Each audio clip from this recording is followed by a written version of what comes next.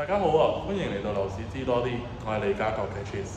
咁今日咧帶大家睇一個谷元朗裏面最性價比高、800幾尺嘅單位，三房套加埋工人套嘅一個原築新鴻基嘅，咁就喺09年落成。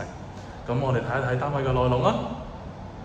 咁一入到嚟咧，轉左就會係佢嘅廚房啦，做咗個 U 字形嘅 design 嘅。咁佢分兩邊廳啦，咁呢個客廳嘅方向咧就係向西南，咁就望翻開揚嘅山景為主嘅。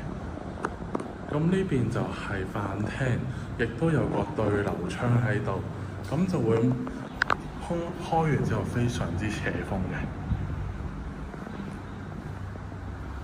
咁佢呢個單位呢個位咧就係主工人房啦。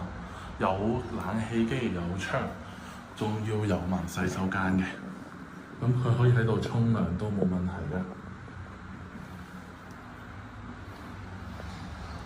咁啊，呢度就第一間房啦，第二間房，同埋佢嘅客廁。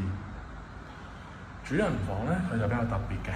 首先呢個位咧，佢就可以做到三邊晾床之餘，如果你有需要咧，可以將個床褥拍上去呢個窗台位，咁啊令到呢個位非常之闊落啦。